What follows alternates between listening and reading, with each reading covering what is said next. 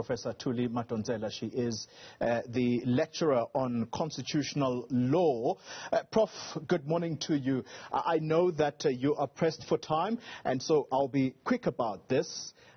I know you're here to comment on the legalese, but just briefly, as someone who once was a political activist herself, the ANC, the governing party, coming out very strongly in some instances to say that they've read the situation in KZN, they've assessed it, and in their view, it does not amount to a popular uprising, but merely engineered within the party itself. They're concerned about the language being used, that some people are going to be human shields. They're saying that that's a language of terrorists. How do you read the ANC's posture in this matter? Well, I haven't seen clearly the ANC statement, but we must distinguish the ANC as a governing party from the government.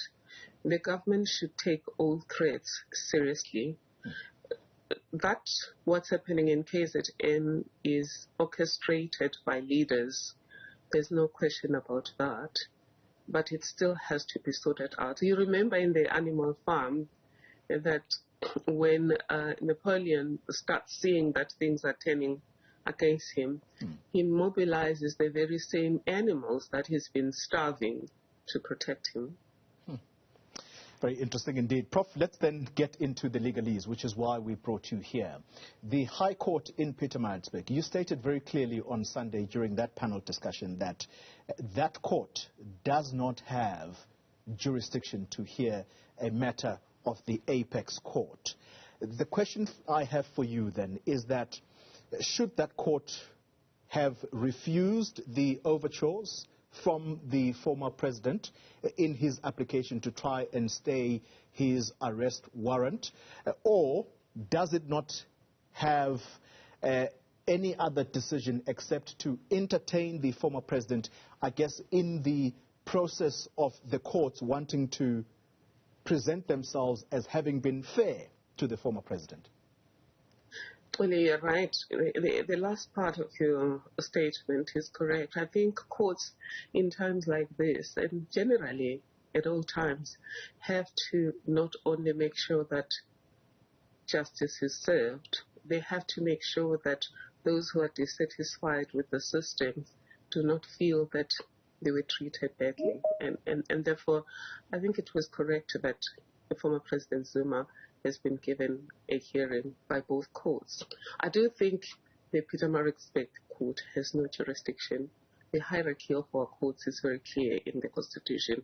But that said, they will still want to listen to his legal representatives argue why they believe the court has jurisdiction.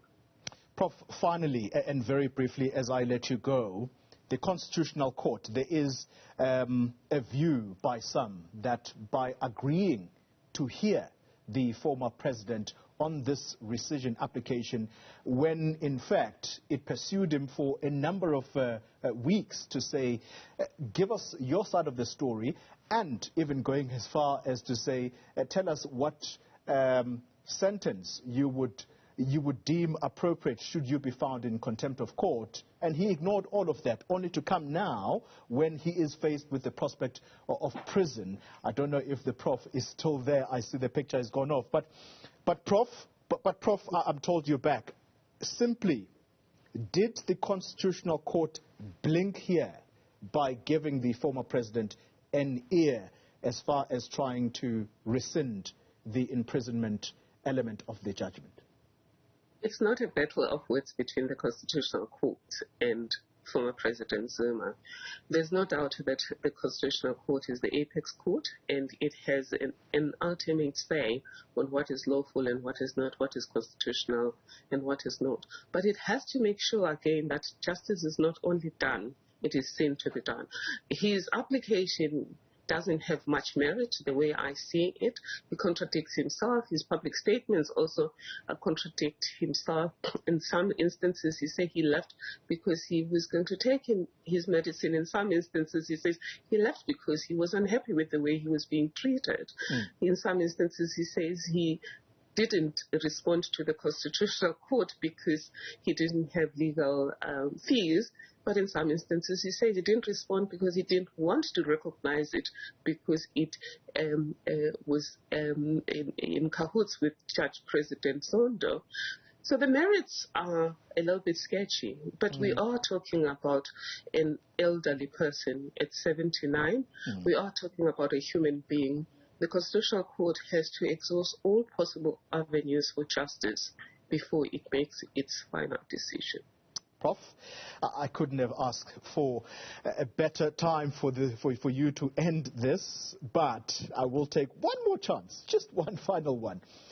In all likelihood here, Professor, will the former president, by the time that the Concord hears his rescission application, will it hear this matter with him behind bars? Because the Commission of Inquiry into State Capture is very clear that he should actually go to jail.